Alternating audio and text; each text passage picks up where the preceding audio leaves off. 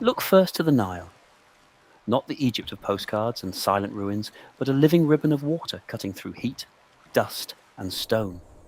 On either side of it, desert, hard, dry, nearly endless.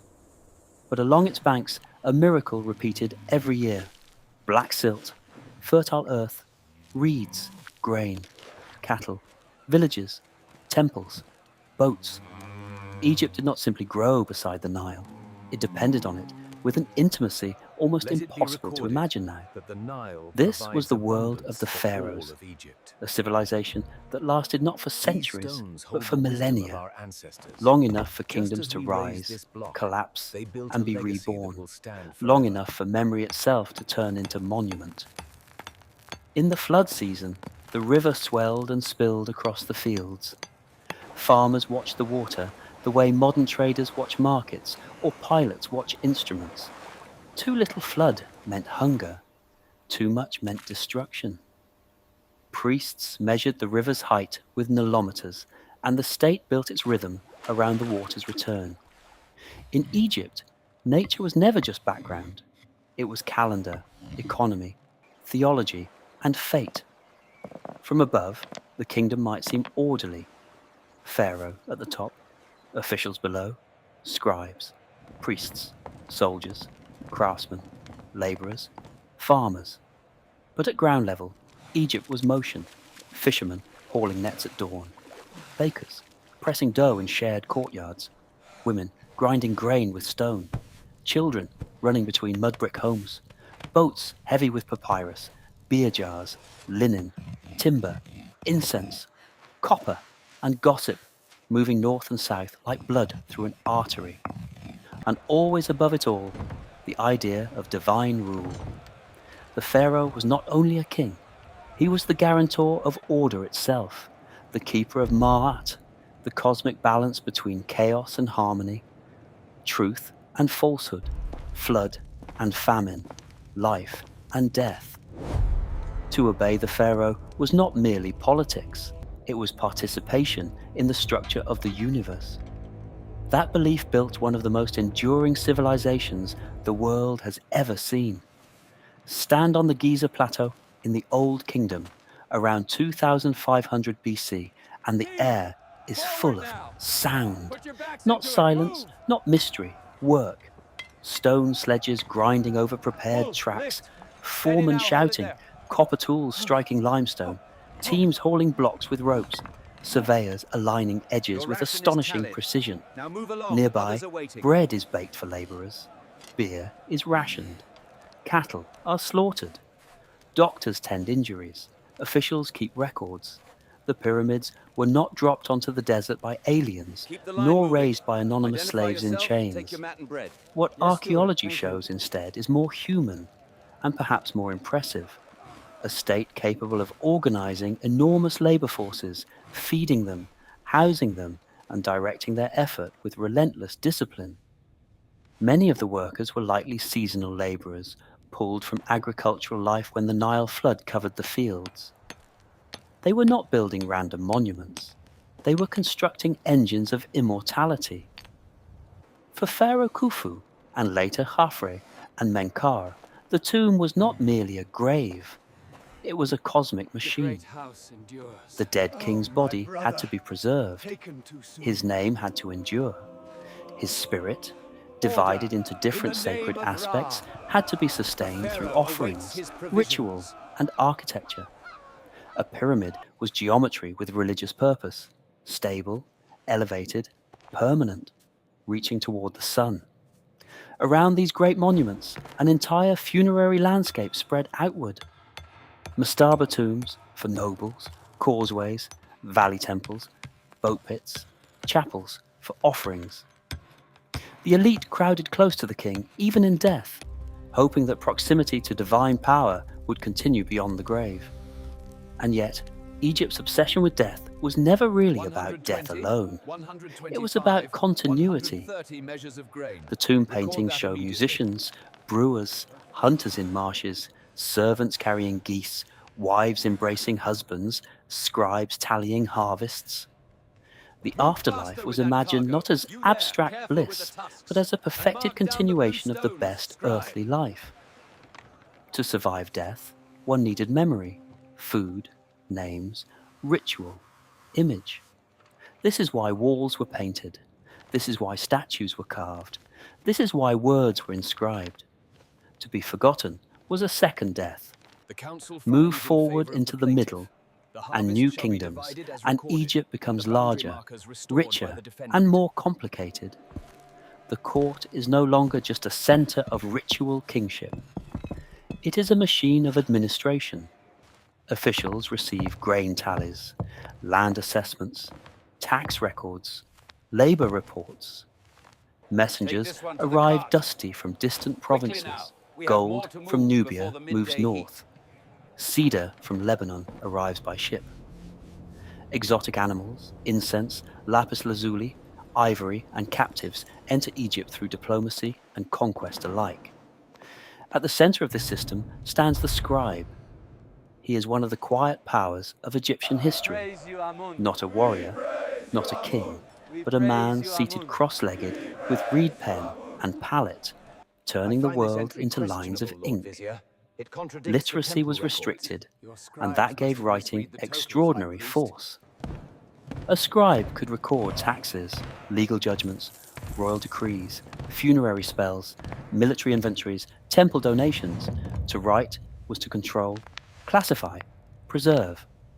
One Egyptian text praises the profession with almost modern ambition.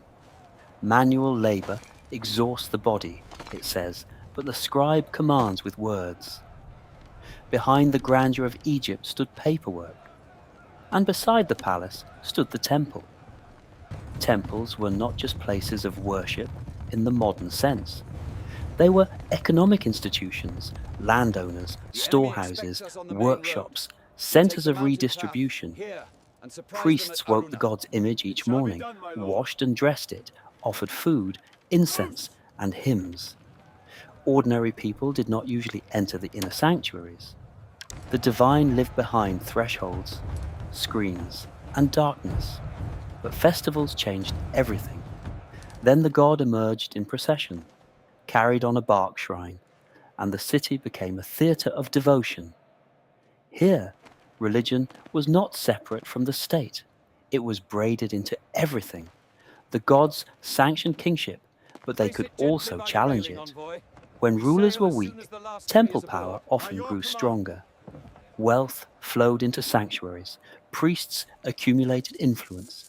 In Egypt, as in many civilizations, sacred authority and political authority were partners and rivals. Egypt was never as isolated as its monuments suggest. It traded, negotiated, married, and fought with the wider world. To the south lay Nubia, rich in gold and strategically vital. To the northeast, the Levant opened onto contested routes, fortified cities, and rival empires. Egyptian history was shaped not only by the river, but by borders. In the New Kingdom, especially after the expulsion of the Hyksos, Egypt became aggressively imperial. Pharaohs no longer ruled only as guardians of the Nile Valley. They marched outward as conquerors. Thutmose III led campaigns into Syria and Palestine and built a military reputation so formidable that he is sometimes called the Napoleon of ancient Egypt, though he came thousands of years earlier. War chariots rolled across foreign terrain. Archers trained for organized battle. Tribute poured back to temples and palaces, and then came figures whose names still echo. Hatshepsut, a woman who ruled as pharaoh, not merely queen, presenting herself with the full language of kingship. Her mortuary temple at Deir el-Bahari still rises in measured terraces against the cliffs, elegant and improbable.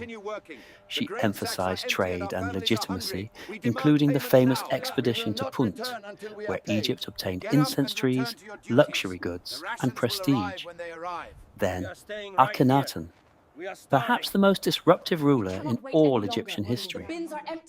He elevated the Aten, the sun disk above the old gods, shifted artistic style towards striking intimacy and distortion, and founded a new capital at Amarna.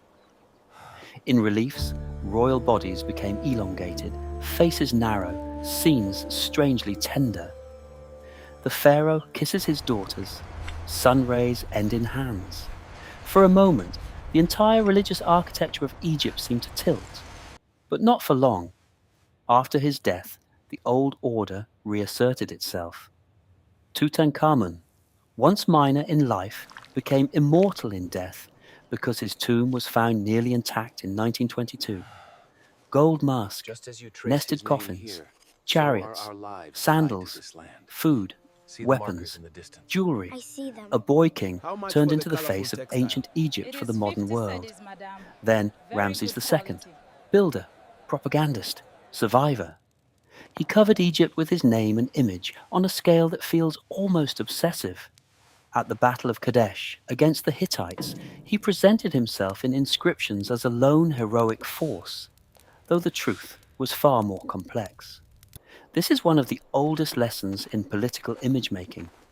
Monuments remember victory the way rulers want it remembered. Egypt was glorious, yes, but it was also unequal, bureaucratic, militarized, and deeply invested in control. That contradiction is part of what makes it real. Now step away from the royal inscriptions and look at the people whose names did not survive in gold. In villages, like Deir el Medina, where the artisans who worked on royal tombs lived, we glimpse everyday Egypt with unusual intimacy. There were labor strikes here, among the first documented in history, when workers were not paid their grain rations on time. They complained, they negotiated, they stopped work. Behind the ideal image of pharaonic order was a society that could strain, falter, and protest. A farmer worries about flood levels. A mother leaves bread at a household shrine. A stonemason rubs aching hands after a day in the quarry. A woman perfumes herself with scented oil and adjusts a linen dress in polished bronze. A physician mixes honey and herbs for a wound. A child learns the names of gods before learning the boundaries of fields. These lives rarely headline the story, but they were Egypt. Even mummification, so often seen only as spectacle, reveals something intimate: the desire to care for the dead, to preserve identity, to resist disappearance. Wealth changed the quality of burial, of course. The poor did not enter eternity in gold. But across classes, there remained a shared fear of oblivion and a shared hope that some part of the self might endure. And perhaps that is the deepest bridge between their world and ours. Today, the temples are broken. The paint has faded. The palaces are gone. The river still flows. What remains of pharaonic Egypt is not only stone, but pattern, centralized power, political image-making, religious legitimacy, bureaucratic control, labor organized at enormous scale, the human need to be remembered. In museums, glass cases hold amulets, combs, sandals, writing palettes, and children's toys, reminders that even in an age of gods and pyramids, people still lived through ordinary gestures. The pharaohs believed they were building for eternity. In one sense, they were right. Not because their power lasted forever. It did not. Dynasties ended. Foreign rulers came. Temples closed. Languages changed. But because they shaped a vision of civilization so powerful that even now, thousands of years later, we still look toward the Nile and see something both distant and familiar. Ambition carved into stone, fear wrapped in ritual, beauty made out of order, and heat and faith. Ancient Egypt survives not as a dead world, but as an unfinished conversation between the living and the remembered. And when the evening light falls across the columns of Karnak, or across the face of the Sphinx, it becomes possible to feel it again. That old Egyptian certainty that time destroys much, but not everything. Some names vanish, some kingdoms turn to dust, and some rivers carry their stories all the way to us.